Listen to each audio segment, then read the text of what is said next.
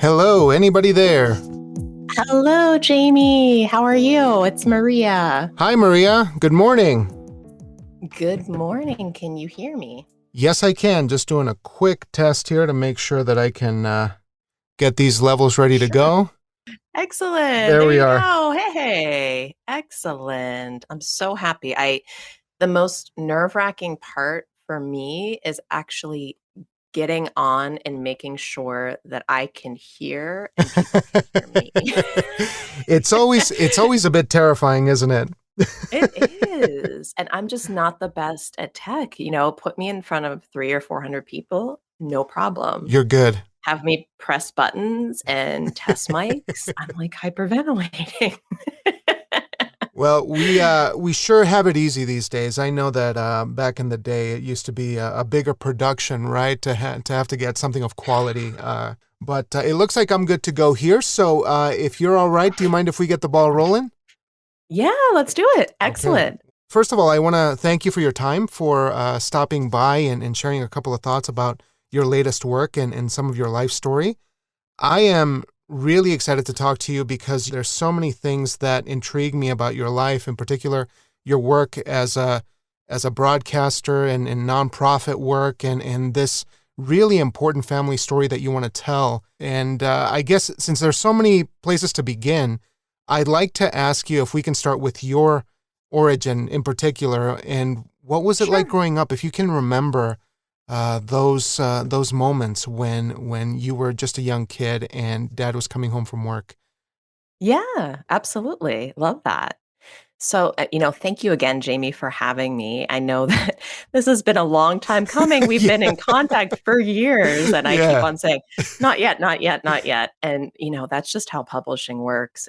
You never know, nothing happens until something does, right? So absolutely. I appreciate your patience and I appreciate you giving me this opportunity to tell a little bit of my story. So, anyways, my name is Maria Costanzo Palmer.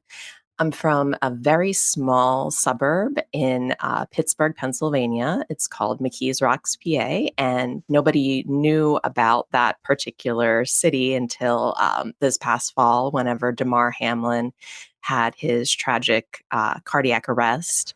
He was the Buffalo Bill that passed out on the field, and he is actually from McKees Rocks. Wow. So he put the city on the map, per se. Nobody had ever heard of it before, but a little bit about me. I grew up in Pittsburgh, and Pittsburgh is a very interesting city. I don't know if you've been at all or heard about it, but it's one of those places that was booming during the steel mill industry, right? So you had these loads of different immigrants that were coming into the city and making lives for themselves and their families. And my family was no exception to that. I come from an Italian background, and my great grandfather came over to work in the steel mill industry. And the thing is when people came over, they found other people in their neighborhoods where they ended up living and settling. And so the funny thing about the McKees Rocks and surrounding areas is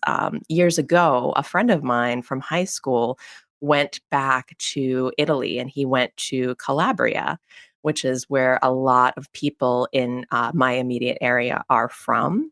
And he went to this little town called Captain Zara, and he was at the library, and he ended up meeting the mayor because it's just a very small place. And so the mayor immediately recognized that he was not from the area, right? Like, he kind of stuck out like a sore thumb being American. And so he asked him, where are you from?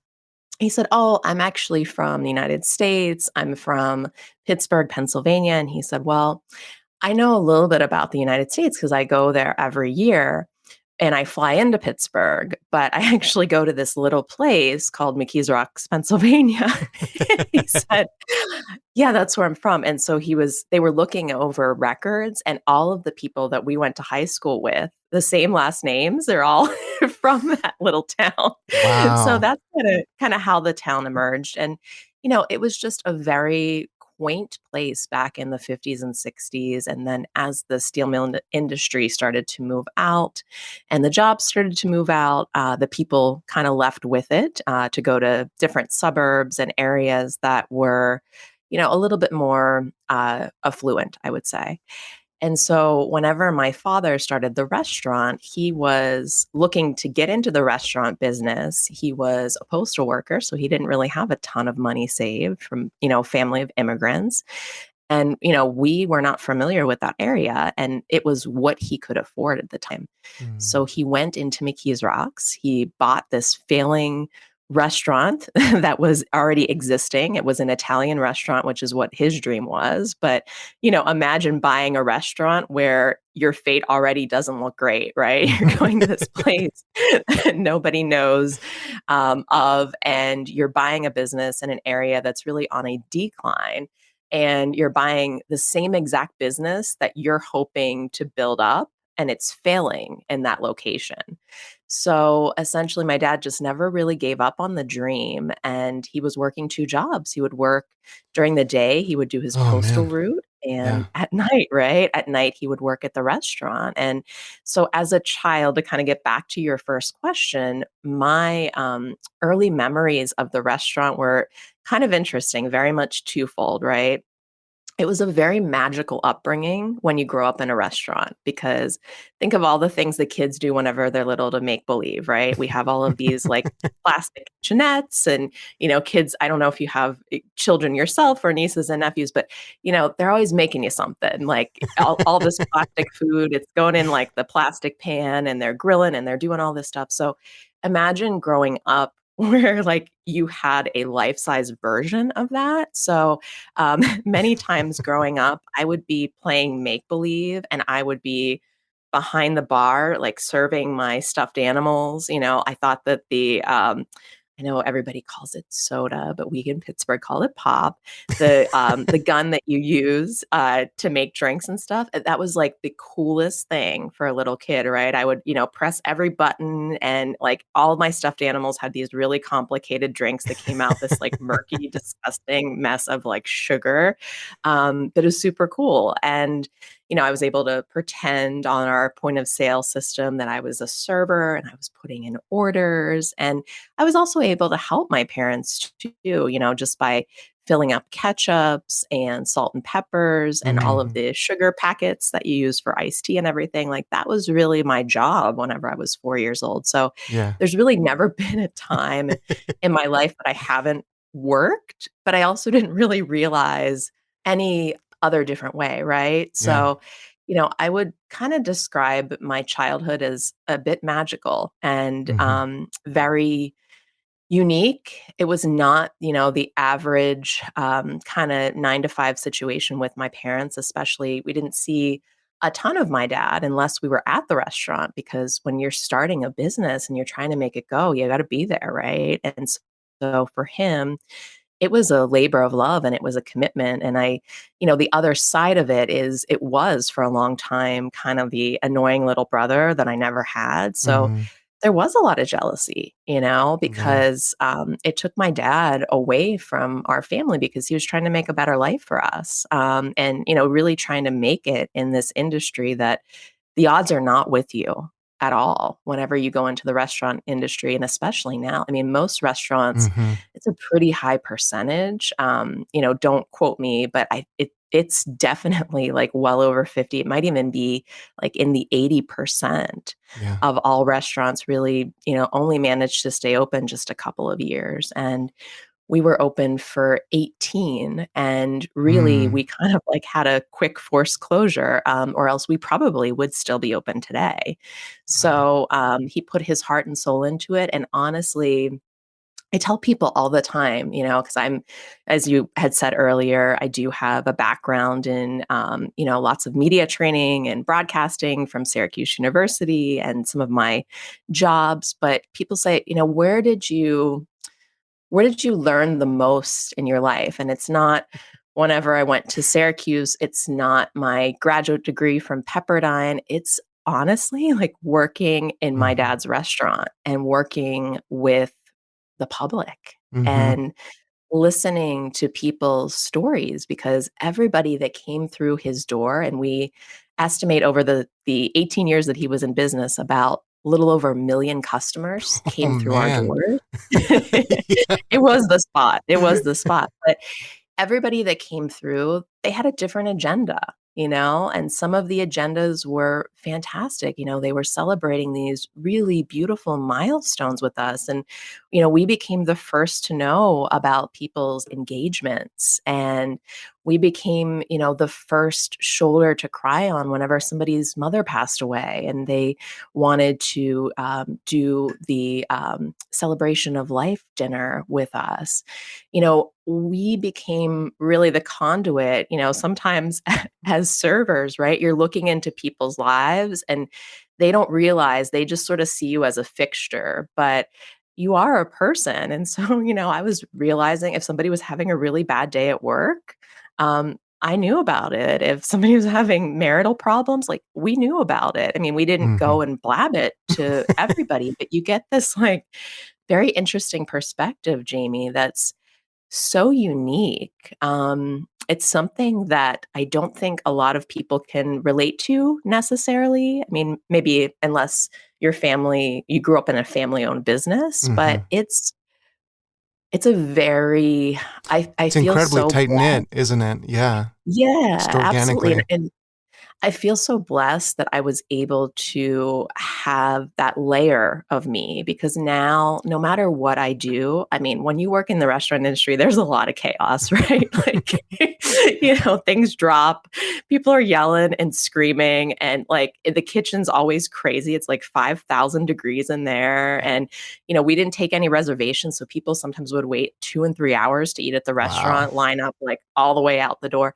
So it was always fast paced. You never really had a lot of time to think. And, sometimes you as a server, you're really the first impression of the restaurant. So you're trying to, especially if people have been waiting for a really long time and they're cranky and they're a little hangry, like you're trying to kick off their experience to be the best possible. So for me, I can really go anywhere or do anything. Like people call me at the last minute. My youngest child, she had a talent show on Friday for her elementary school, right? And the two women that were running the talent show are very, very dear friends of mine. And clearly, just like most people, lots of stage fright, right? There were going to Hmm. be hundreds of people there, and neither one of them really had any interest in being the MC, but they knew that they could call me like the last minute. And they're like, "Do you think that you could be the MC for this event?" I'm like, "Yeah, I'll do it." Like You're ready.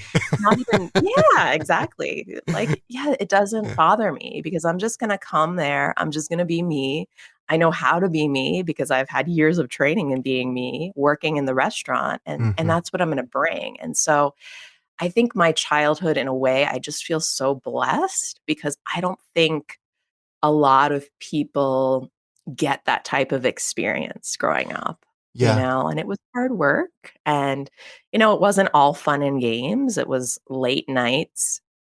It was intense. Hmm. Like I said, it's not the type of job where it's a 9 to 5 or you can take a nice Hmm. little break. And, it was constant. As soon as the doors open at, 3:30 or so, and we started to eat at 4, and then it went all the way until somebody came in at 11 p.m. We were serving them, Oh even though man. the kitchen closed down. So sometimes we weren't done with the kitchen until like 12:30, 1 in the morning. The bar Wow. went till 2. And then you get up and you do it all over again. One Right. day off, just on Sundays. So, it's a very unique, but incredibly wonderful and blessed childhood. That's how I Yeah. would describe my childhood. And I'm glad you were so thorough about the environment because I think it speaks so much to what we take in and what we perceive when we're younger. But your parents must have been phenomenal people. I mean, just reading the excerpt that you sent my way from the award that you folks won. Congrats on that, by the way. Oh, Um, thank you so much. Thank you there's so much. there's just a lot of care into getting into your parents' mind, into in particular your dad, who's the protagonist, who seems such a delightful, larger than life figure, but at the same time is making a really, really big choice. And the way that you framed the beginning of that sample was really striking to me because you felt like we're going to be rooting for this guy no matter what, but at the same time, there's going to be some things that may come back and cause a lot of hurt that Mhm. maybe a rational person might say this may not be the best thing for a family. And obviously, Mhm. I want to talk about that. Actually, let's talk about that because I wanted to ask you some Yeah. work stuff, but Yeah, let's go let's there. do it. Yeah. And, my dad always says, and I think this is the quote that's gonna be sort of leading off the book, and of course, I'm gonna get it wrong because I'm not reading it, but, this is what we do on the radio, right? We just kinda ad lib, but he always says that the key to your greatness and the attributes that, make up your greatness can also become the seeds to your destruction. And, Jamie, you're so right. My dad is a very larger than life human, both in stature, he's kind of a big guy, right? But also in personality. I was on an interview a few weeks back, and somebody who was interviewing me kind of grew up in the same neighborhood that he grew up in. And she was a lot younger, but she said, the thing that makes your father so distinctive from anyone else is if he is in a location, as soon as you walk into the location because you hear these, like, bellows of laughter that just consume you, and, you just know in your mind, like, "That's gotta be Joe Costanzo." Like, nobody else has that kind of presence, and the thing about him and the thing that I think I've learned and absorbed so much from him is that he just does him, right? Like, he's just unapologetically him. He's real no matter what. Hmm. Sometime to a default, like, sometimes I have to tell him before he used to be, a radio show host and a columnist, and sometimes I tell Mm. him, like, "You gotta dial back," right? Like, some people don't want 100% of you, like, That's where the media you training can comes in on your behalf. yeah, Yeah. exactly. It's like, you can dial it back a little bit, like, you can be a little bit more subdued. Not everybody needs to get everything, but I think the authenticity is what kind of wins out on that, and he is a very complicated character, right? So, he certainly takes a lot of risks throughout the entire story, and the first one being is jumping into this risky restaurant business in a Hmm. place that it was already failing, Yeah. and in a place where you don't go to a fine restaurant in McKees Rocks, Pennsylvania. You just don't. You don't go to Pittsburgh and you don't have McKees Rocks, Pennsylvania on your bucket list of places to visit. You might drive through it to Mm. get to downtown Pittsburgh, but you're not stopping. It's not a tourist destination. So, and I think the most interesting piece about his personality and how he was able to leverage it is you have to also keep in mind that this was during the 80s and 90s. And so what that meant is, what we're doing right now, that wasn't happening in the 80s and Mhm. 90s, Mhm. right? Everything in the restaurant, there was a payphone, and then, we did have a business phone, a landline that people could call, Mhm. but there was no answering machines, or, you could hire an answering service. I Yeah, don't think different many people time. really did that, right? But in order for things to become as great as they were, he had to bring that greatness because so the fact that celebrities were coming to our restaurant on a regular basis, and the fact that our restaurant got named one of America's top 10 Italian restaurants in the country, and he was named America's top 10 restaurateur, you had to really be bringing it in the area that we were in because Mhm. it wasn't logical. It wasn't, Yeah. and not to downplay, there are some fantastic restaurants. I live outside of New York City now, right? And I lived in Los Angeles for You've seen 10 it. plus You've years. experienced it. Yeah. So there are some wonderful restaurants and some wonderful restaurateurs, but what they have to their advantage is they have foot traffic. It's a tourist area. It's heavily populated. They have a tremendous amount of celebrities, columnists, journalists, broadcasters, that those places are their local neighborhood spots. Mhm. We didn't have any of that. We just had a space and we had some really authentic food thanks to my grandma. Um, but everything else needed to be created and that story needed to travel. And so, my point is his character really helped to build the empire that the restaurant became. And I think Hmm. without that, I don't think he would have been as successful. I just don't, no matter how Yeah, good the food was. It's really a marketing machine, right? absolutely. Like, Yeah. yeah. So I want to ask you, of course, how you leverage that and how you make your way into the front-facing part of the industry. But I really want to remain with this aspect of your father and how you made this choice in the book to make him the protagonist. Because very easily you could have been, this is my dad's story, or this is my story, and I'm going to be sharing a little bit of tidbits from his life and things like that. But you've done something very interesting, and I'm curious why you made that choice. I mean, alongside all the things that we've spoken about that clearly justify it to some degree, but I think I'd Mhm. like to know when specifically you made that choice and what made you really go all in on that, because that's a big one. I mean, to have Oh my him be the gosh, yeah. protagonist of that story. Jamie, that is such an excellent question. And that's the reason why it took 17 years to write this thing, right? Yeah. I really struggled because you're right. Everybody's got their own room with a view, right? So he's got his story from his perspective. I've got my story from my perspective, and there is some overlap there. Originally, how I had envisioned the book was it was going to be maybe a chapter from his perspective and a chapter from my perspective, then back to Mm, his perspective, vice versa, right? But I was fortunate enough. Really, I know that's Teacher Appreciation Week that's coming up, and I am so grateful for all of our teachers out there. Thank you for all that you do, and you are really yes. making a difference. Because my own high school teacher, I was blessed enough to bring her onto the project. Mm, So Ruthie Robbins was my English teacher starting in the sixth grade and finishing with AP English my senior year of high school. And the interesting piece about her is she's from McKees Rocks, grew up, born and raised in McKees Rocks. So she knew this town back in the 50s and 60s when it was booming and mm, bustling.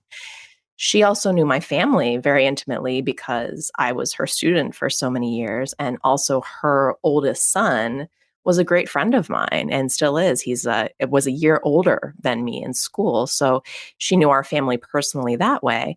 She mhm. was also a customer at the restaurant. So she got to experience the business side of my dad whenever she walked in through the doors, because that was the place, that was her spot. That was where she celebrated all of her wins throughout life. And so she and I always kept in touch, but Mhm.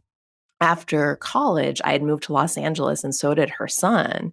So whenever she would come to visit, I would also see her too, Mm, because we were yeah. all like one family, one community, like just an extension. I always say, if you be friends with me over 20 years, you're just family. Like no longer, there's no more friends, It's just I consider you my blood at that point. Like Yeah, there, yeah. we're not doing this anymore.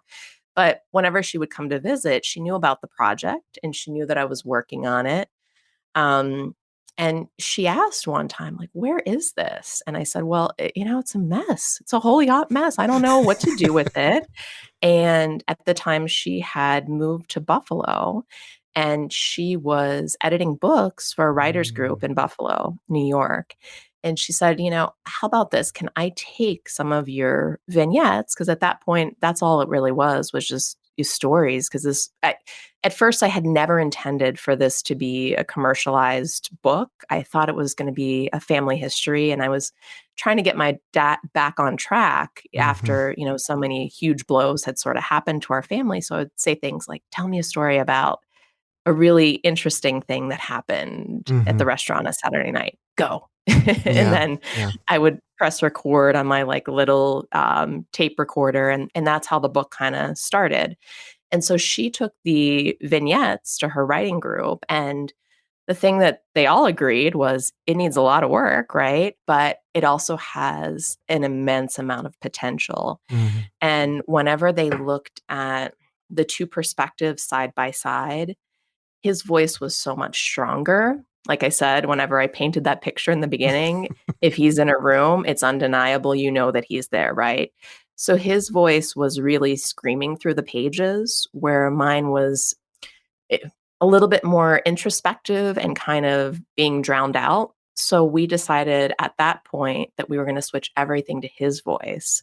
So Mm. it's a very different project because it's two females, both my co-author Ruthie Robbins and myself, and we write as a male. We write as him. Mm-hmm. So my agent always forgets that she represents two females because she said whenever she was trying to figure out if she's going to take the project on or not, she said, I've never seen two co-writers just write so well together, and I've also not really seen two co-writers that are female write as a male, and it's kind of undeniable that that's Yeah. who you are throughout the story. Like, you guys stay completely in character. And if the funny thing is if you know me and you know him, we do have a lot of similar attributes in our personality, but we make very different choices. Like, I am very type A. I am very planned. This is what we're doing for the next couple of weeks. I got it all lined up. Like, my dad is just, hey, whatever, like, go Go with with the the flow. flow. Let's Yeah. let the papers fly. They land where they are, and then we're just gonna follow that energy, right? So, Yeah. Yeah. it was very fun because it was, in a way, as we were writing this, I got to be in my head, and I got to keep on saying, like, instead of "What would Jesus do?" it was like, what would Joe do? What would Joe Costanzo do?" Yeah. So, like, how would he react to this situation? Oh, yeah, he'd probably swear. Or, oh, yeah, he'd probably eat a piece of Yeah. tiramisu, or, like, whatever it was. Right. I got to sort of live life through him, which was super fun. I mean, it was being somebody that's totally different than yourself and writing as them. I can see why fiction writers really get into their characters, because Mhm. constantly I would dream about being, Joe Costanzo and breaking up fights and, winning all these like Yeah. fantastic awards and, meeting all these celebrities. Like, that became my life for a very long time. So it was cool. So that's how Yeah. we chose to go with his perspective. So I'm curious of this because you just reminded me of something I wanted to ask you is the idea of reconciling certain things in life. I know that even though this was something that was successful for a very long time, I Mhm. wonder, and you mentioned this earlier too, how it impacts the way that you view your responsibilities in life and to your family. There's a huge commitment there, of course, but also if there's any kind of resentments that you feel that were overcome by the writing of this book. Did you get emotional in that respect about writing it, or do you feel like there was never any kind of resentment that was held over from childhood or from those early moments in life? I Yeah, I wouldn't say that I felt any resentment. I would say that whenever things sort of spiraled downward, unfortunately, I was kind of the catalyst of all of it, Mm. because whenever the federal government came to look for him and tell him that he was a part of a grand jury investigation, which meant that somebody who was being summoned by a grand jury mentioned his name as somebody who was potentially doing something wrong. And automatically, that's a criminal case and a criminal investigation. It's pretty heavy. Mhm. So, whenever that happened, I was 20 years old and I was in between jobs. I was, I think, lifeguarding during the day and working at the restaurant at night. So, I think I was like changing, and getting ready to go to the restaurant. And all of a sudden, the federal government knocks on my door and they're looking for my dad. And it sidelined all of us. I mean, we were not expecting it whatsoever. We were, and through the whole thing, and even now, we continue to remain very good people. And, essentially something very bad happened to us. And so we went from being kind of the top of the top to the lowest of the low. And I would say that at that point, I was having a lot of trouble with my mental health, and just reconciling my own mental health around this Hmm. because I had never, I mean, I don't think going through a investigation of your parent and then eventually them being incarcerated, that's like not a normal childhood thing to Yeah. go through, and there's no rule book on it. So for me, um, I just had so many emotions over it, so much anxiety over it. I actually left, and as soon as I graduated from college, I packed up my bags and went 3,000 miles away to Los Angeles and hoped that my problems wouldn't follow me. But, what happens with problems is they find a way to sneak into your carry-on, Hmm. and it doesn't matter if you're showing up in Los Angeles or China or, you're Yeah. staying at home, they're still going to be there with you. And so it really took me a lot of time to heal. I was in this emotional state of just intense anxiety and panic and very small things. Like, here's an example. If I would go to a restaurant, right? And Hmm. like, I'm so passionate about restaurants. I love food. This is like how we celebrate. I mean, it's just a very big part of my life and my culture. If I would go to a restaurant and people would hand me a menu that was miles long and then they would start spouting off specials, it was so overwhelming for me. I would just run out. Like I couldn't take it. I Oh, couldn't goodness. make any more decisions on my own. It was just all consuming for me. And it really took, God bless my husband, who was then my boyfriend and, a pretty new boyfriend at the time. He stood by me through all of this, and he just found ways to try to have me heal on my own. And one of the most beautiful things that he ever did for me, um, we were kind of shopping for a place to go to church whenever we lived in Los Angeles. And I'm a former Catholic, and for a lot of reasons, I didn't necessarily want to go down that train. And he's Episcopalian, so I said, "All right, that's like Catholic light. I can do that. I can Yeah. hang, This is a right?" solid compromise. Yeah. Yeah, and so there was this nun that was supposed to be speaking at this church that he was kind of interested in visiting, and so he said, "I think you should go. There's a Catholic nun that's coming." And I'm kind of like rolling my eyes because, what am I want with a Catholic nun, right? But he said, she started this organization called Get on the Bus, and they take children to visit their parents in prison for Mother's Day at the time. And now it's actually Mother's and Father's Day. So I said, okay, if you really want me to go, I will go. And what I found, I'm used to like the East Coast nuns. They got habits, they got rulers, like they're serious, right?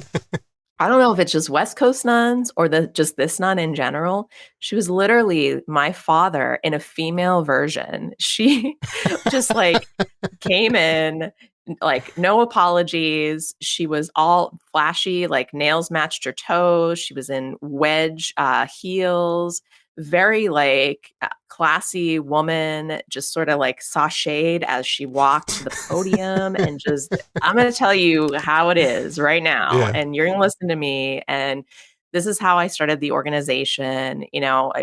Parents or the mothers started telling me they'd never seen their kids for 4 to 12 years. And I'm like, let's just get a bus. And she's like, and that's how it all started. And she said the diocese was on top of me. You can't do this for insurance reasons, for this reason. And she goes, I'm going to do it. I'm going to get myself a bus and I'm going to take these people to go see their parents. And that's what I'm going to do. Amen. Goodbye. And so I was so moved by her passion. It was equivalent to my dad's passion, Hmm. right? And so after her speech, I came up to her and I just said, "Hey, I just want to introduce myself. I was really moved by your presentation. I have no idea what children of incarcerated parents are going through, especially young children and the families, but I have a little idea of what a traumatic event can do, and how that can kind of be very disruptive to somebody. And, this is a little bit of my story. And she looked at me and she goes, "Oh my gosh, like you are the perfect person. Like, I can't believe that you were sent here today to Mm. talk to me." And she said, I love it because I could send you to South Central and you could relate to all of those folks, but I could also send you to Beverly Hills and people aren't going to be scared of you. She's like, It's wild. you, Yeah. yeah, she's like, you got that way about you. And she said, would you ever consider telling your story? And at that point, there was a lot of, eh, I'm not going to say shame of my family because that's not right. It was just like shame of myself. I was just holding so much in and bottling so much up. I was actually destroying my own self through my emotions. And, I said, I'm not really sure. But I'll take your card. And so whenever I had spoken with my boyfriend, now husband, he said, I think you should do this. I think it'd be really great for you. And so we started taking the show on the road, and I would go to preach homilies all throughout the state of California with Mm. this nun and tell my own story. And we would pass the basket around and collect like lots and lots of money for on behalf of the organization. It started to make me feel like I had a purpose and make me feel good because I was doing something good Mm. with something really bad that happened to me. So that was kind of helping me a little bit. And then one day the director up and quit. And so I'll never forget this. We were at a gas station and we're sitting there and, total Suzanne fashion. That's my nun, Sister Suzanne Jabro. She's sitting there and she goes, "Oh, the director quit today." I'm like, "Suzanne, like, why are you not flipping out? Like, this is like a big deal. This is a Mm. statewide organization. It's a couple of months till the event." She goes, "Oh no, I got it. I know. I got somebody else in mind for the job." And I said, "Oh, that's great. Who?" And she goes, "You." I said, "What? No, no, no, no, no, no. Like, I'm just out of college. I, don't know anything. Like, this is a very big job running this nonprofit that's not just in North Hollywood, California. This is like throughout the state. There's thousands of volunteers. There's several prisons. There's a Mother's Day and a Father's Day now. Like, I've never really worked with the Department of Corrections. I don't have any experience. Like, no, this is Mm. not the position for me." And I think what started to change my mindset is her undeniable belief in me. And she just said, I hope I don't get emotional right now, but she just said, "Maria, you are the person, like, you can do this. I believe so much in you, and I know that you can do this. Mm. And I need you to do this because I need you to be able to do this for the families that are counting on all of us." And when she said that, I'm like, I don't know how to It's say like, no to yeah, how can this. you Like, say no to I that? Yeah. right. I'm like, and this is a nun. I think it's like sacrilegious if I tell a nun no. Like, so I said, all right, I'll do it. But, I don't really know. And that was the best yes I've ever made in my life because I thought I was going to be coming in and I was going to be helping all these families reunite with their parents and their loved ones. And yeah, that happened to a degree, right? Like mostly through my volunteers. I had very little to do with that part other than I was coordinating and telling people, you got to do this now, you got to do this now. But what really happened and really flipped the game for me is the families that I was dealing with, they started to teach me, and now I will get emotional. They started to teach me things about unconditional love and sorry, and how not to feel shame and how to embrace your story and yourself and how to walk proud and how to love. Mm. And those moments, they changed my life. They changed the trajectory of my career and what I decided to do. From then on, went into the nonprofit world. I'm still there right now, in addition to being a writer. I'm a grant writer for a Mm, nonprofit here in New Jersey, in Paterson, New Jersey, called St. Paul's Community Development Corporation.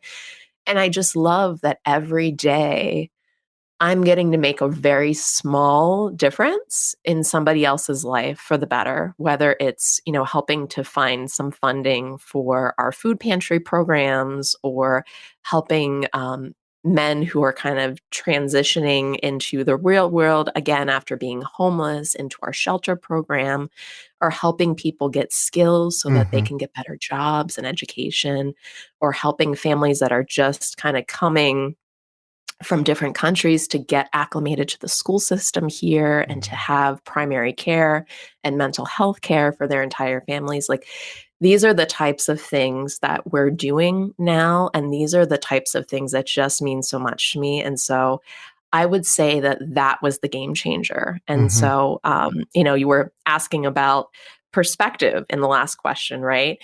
And so that's my next project is actually the perspective that we threw out, all of my voice. That's my next project. It starts That's great from to the hear. moment that the federal government knocks on my door, and how I got myself back to hmm who I am today, and how I found purpose, and how I found strength, and how I was able to trudge through a situation that really almost unfolded in like a kind of catastrophic way, because I hmm was just going off the edge. I was spiraling downhill so quickly. And Right. to know that I was able to get help in the most unlikely of places is fantastic. And So, yeah, yeah, that is a story in and of itself as well. But and first of all, thank you so much for sharing that, because it provides so much context for why you're going about the things that you're doing, and how these things are coming together. But I got a couple more questions to be mindful of your time here. This has been sure. wonderful, and I feel like because of that beautiful media training, you're covering all these questions so well that I'm going to keep it to just a couple more. But Oh, ask anything you want. I'm yours for as long as you would like, so honestly. I I appreciate blocked it. this time out specifically for you, so don't So feel bad at all. thank you. So let's talk about coming back to this idea of mentorship, in particular in the artistic aspect of this, and if we could kind of get down to some of the hardships of writing the work and being in that Mhm. collaboration, because it seems like it was custom made, tailor made to have this collaboration happen, because your Yeah. collaborator knows the world and knows the individual, and there's so many pieces coming together. But can you share a story or maybe a moment when you two were at odds with a problem in the work that just, maybe those perspectives weren't gelling as well as they normally did? That's really hard to do because we work so well together. And I think part of it is we complement each other with our strengths, right? hmm So there's this whole prophecy that there can be too many cooks in a kitchen, right? And I would say that the things that I excel in, she doesn't necessarily excel in. And the things that she excels in, I do not necessarily excel in. So the example of that, and I think, I don't know if frustration is the right term. I have never been frustrated with the situation. I've felt blessed, through the partnership completely. And I think also, and I can't really completely speak from her perspective, but one of the things that we talk about all the time is our purpose in it. And for both of us, our purpose is not to get rich or famous, or it's really to put this passion project through for my family. And that's why she hopped onto the project. And that's why I continue hmm to, move the project forward. So I would say not that there was any frustration at all between the two of us. I just think that there was frustration in the process.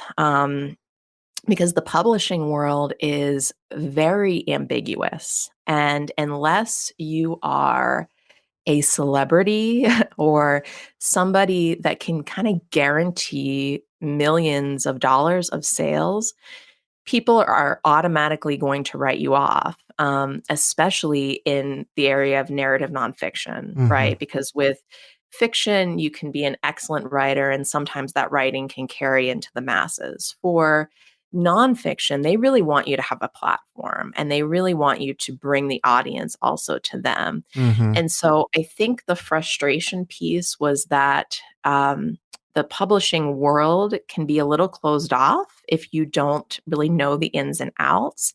And for me, keep in mind, I'm a grant writer, right? So I like checking boxes like, this is done, this is done, this is done. Now this is Yeah. the next step. As a writer, you have a different path than I have, and I have a different path than, the person that's listening to this. Hmm. It doesn't make any path right or wrong or anything. It's just the way that things kind of work organically in the Hmm. publishing world. So for me, it was really hard to figure out. I knew what I didn't know, and I always said, you don't know what you don't know. And I embraced that, but it was hard to get a lot of answers. There was a lot of digging that had to happen for me.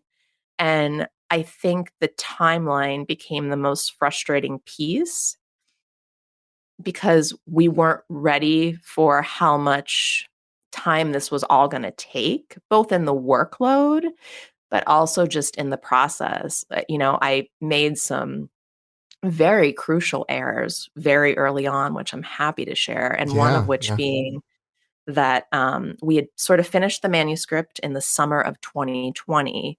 And then we had 8 beta readers kind of take it and pull it apart. And we were doing rewrites and everything through the fall. There was one agent in particular, because my husband used to work in Hollywood whenever we lived in California. And there was one agent in particular that he knew here in New York City that he had a relationship with. And so he contacted on our behalf.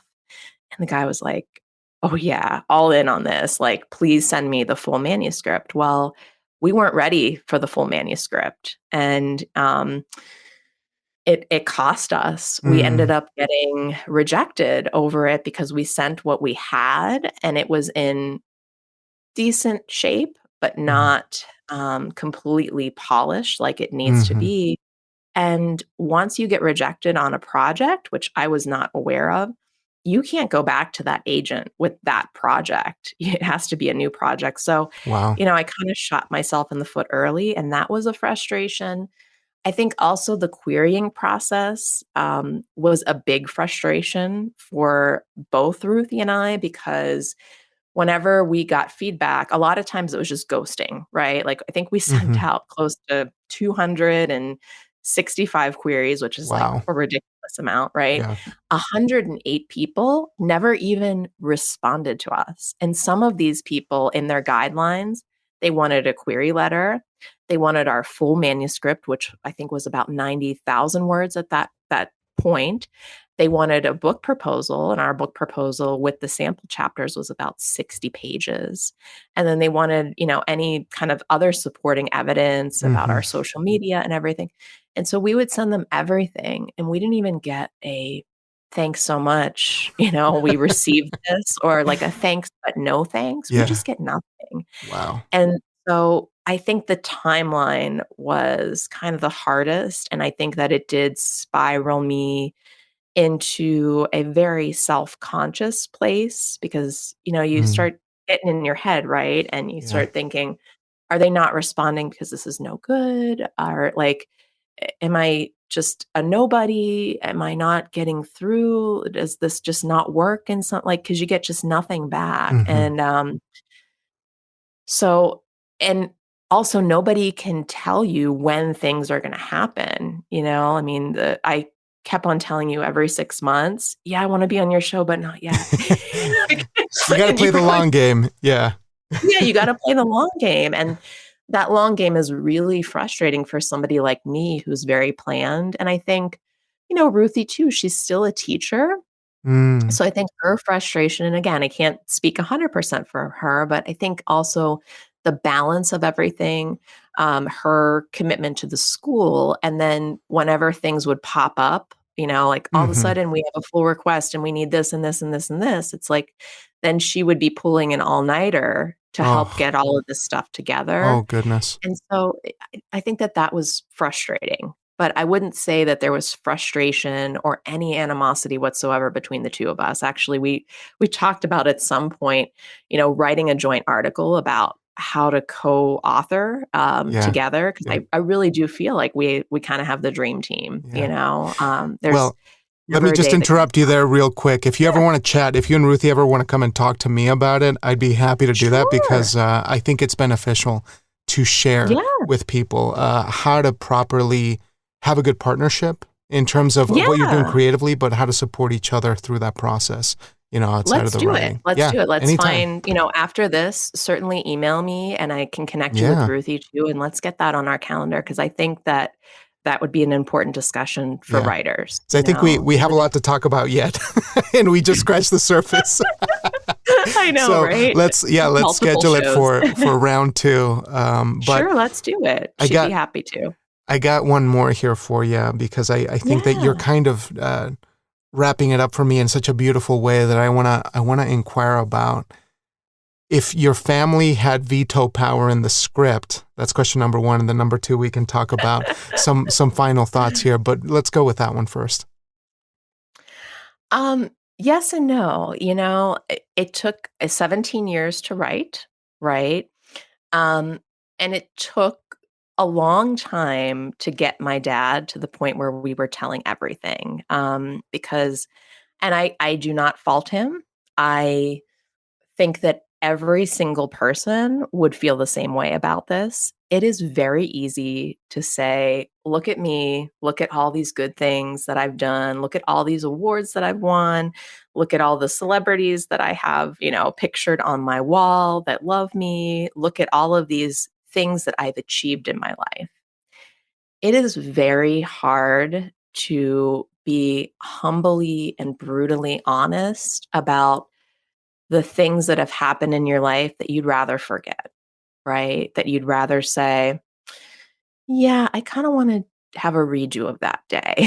Or maybe I Yeah. didn't show my best self at this time. Or maybe XYZ got the best of me and, my anger or arrogance or whatever got out of control. And so having Ruthie was invaluable because she was a third party element, right? Mm-hmm.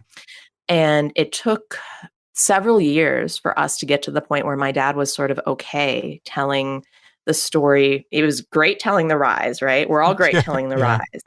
But whenever it came to the fall, it was a hard story to tell because he was losing much more than a place of business. He was losing his life, his freedom, and something that gave him utter joy and purpose in life. Like he loved his customers, he loved being a part of people's experience whenever they walk through the doors. It was Mm-hmm. like similar to a Broadway show, just Yeah. choreographed just right. And he loved that. And he really, relished in all of it. So, as far as veto power, once he understood, and I think that Ruthie did this so beautifully. Here in 2023, nothing is secretive, right? So you can go right now and you can Google Maria C. Palmer, and there'll be a lot of things that pop up. And you can go and you can Google Joseph Costanzo Jr., and there'll be a lot of things that pop up, right? And so part of what's going to pop up is that he got in trouble, and he got in trouble for tax evasion. And that is public record. And it was a federal offense that he Mm-hmm. pled guilty to. And to be quite honest, right now, he would not have went to prison because at that time, there were these mandatory minimum limits and guidelines that the federal judges had to follow. So if Mm. you did XYZ, it was like a grid system. So they had no choice but to give him time in prison. Now those are deemed unconstitutional. So I think that if he went back to trial and actually didn't plead guilty, pled, not guilty, or maybe even pled guilty, I think, perhaps there would have just been a fine and Mhm. not a prison sentence that followed. But whenever we told him that, hey, listen, like none of this is a secret. And, look at, I don't know if you are familiar, years ago, Oprah had recommended James Fry's book, A Million Little Pieces. Hmm. And it's a great book. I don't, if anybody's not read it, it's really, really good. It talks about his struggle with addiction, but within the book, he does exaggerate certain pieces that did not necessarily happen. Mm. And guess what? All of that was made public. And instead of having all of this fame and all of this wonder around him, people started to say things like, he's not real, he's not authentic, Hmm. he's not telling the whole side of the Yeah. story.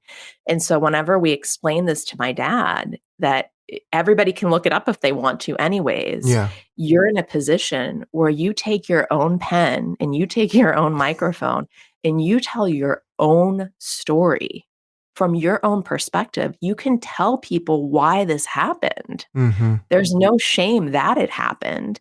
Tell them why it happened. Hmm. And once we were able to lay that down, he was an open book. And whenever I say an open book, the things that you will find in my story, there's a reason why Hollywood is all about it right now. Like, Hmm. there's so much action. I mean, I'm not gonna ruin it for you, but there's, like, any kind of major thing that you could think, it's in there. We got celebrities, we've got incarceration, we got, like, everything. All of, like, this crazy chaos that, turns into this beautiful story.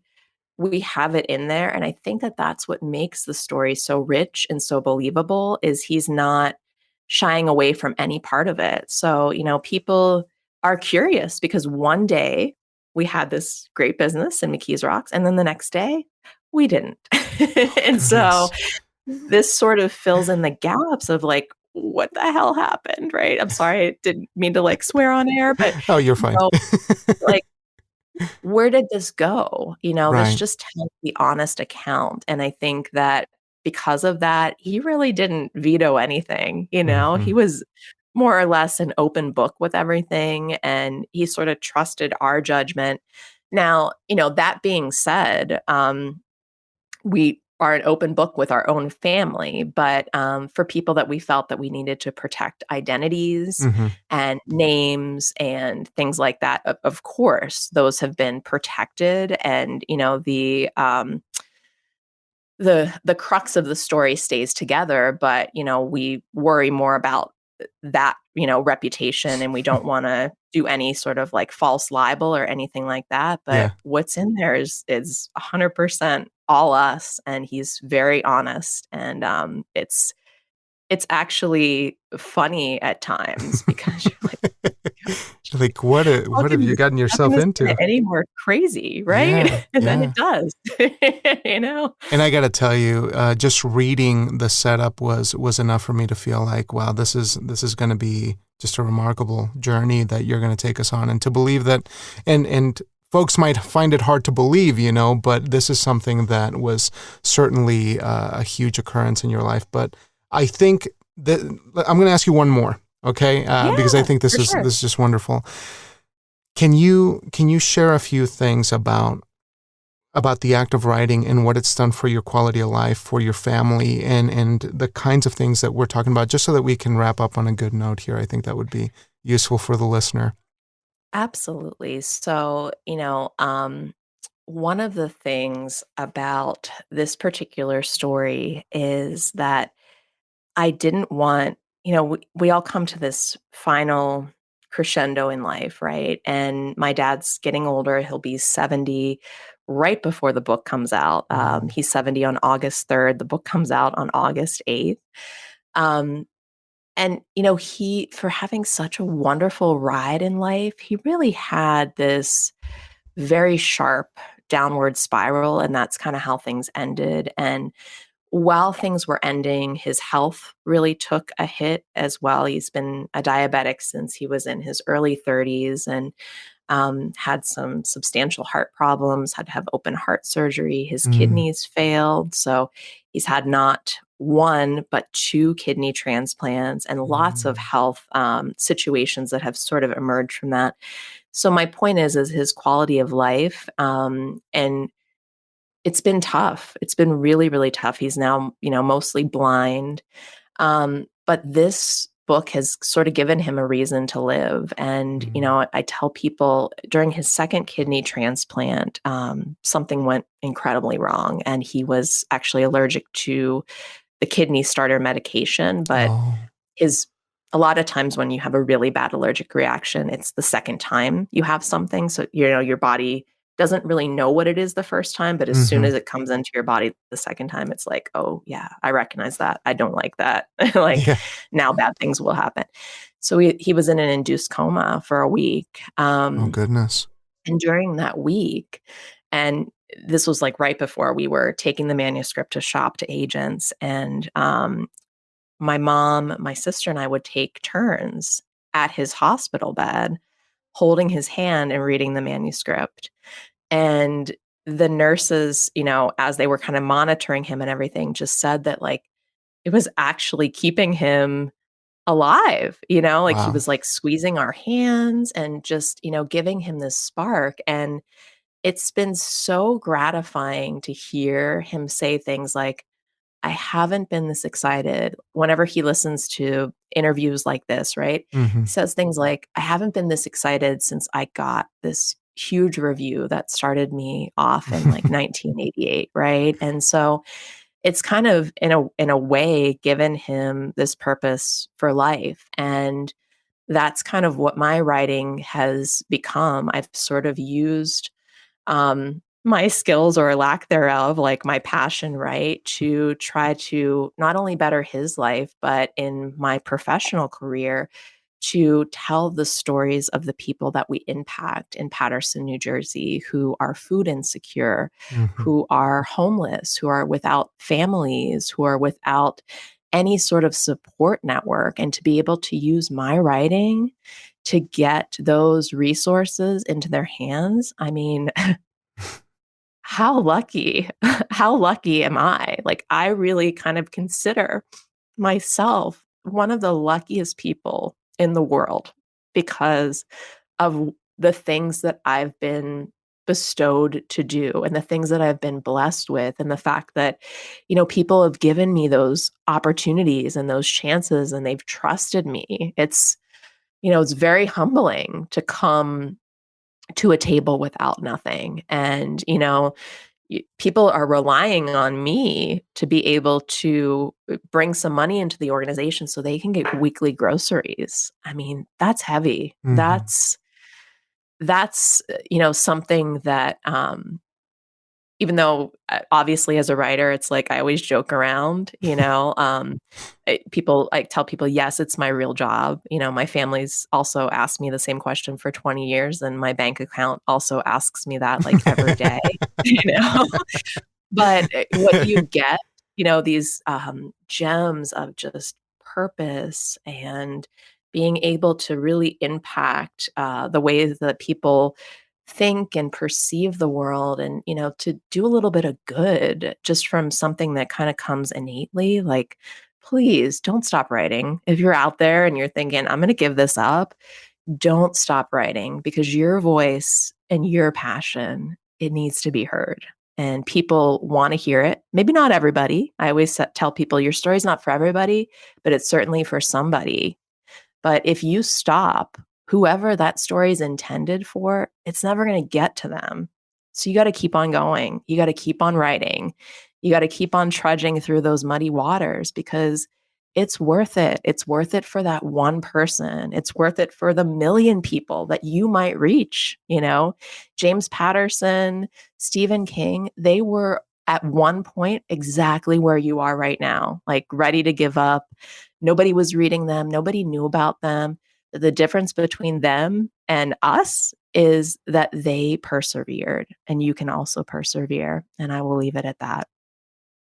That's a beautiful note to end on. Inspiring, joyful, complete. Yes. Thank you Yes. so much, Amen. Maria. Thank you, Jamie. Yeah, this has been such an honor and such a blast to hear you share this beautiful, intricate, up and down, topsy-turvy story, but I really want to thank you for having the humility and the strength to share that story that is going to be able to teach us so much. And I just can't wait to chat with you again. I think this would be a wonderful opportunity to talk about collaboration too, which is something I'm very passionate about. But lastly, I just want to say thank you for the work that you're doing outside of your writing and the work that you're doing with your writing, because as a workforce specialist myself, that's something that I did in the past. It is very vital that we continue to help the most disadvantaged in our communities, and you're doing such a wonderful job at that. And yeah, for being awesome and for taking the time to do this. This is such a blast, really inspiring. Oh, I feel the same way. Thank you, Jamie. Thank you for sticking with me, even though I put you off for the last 2 years. No, I really didn't want to be on your show. Hey, this is a lesson, writers. Take your time. Good things will come. We'll have wonderful episodes like this coming up. Fantastic. Thank you so much, Jamie. Well, my pleasure. Yeah, you enjoy your Sunday, and I'll talk soon. Okay. All right. Sounds good. Okay. Goodbye. Bye.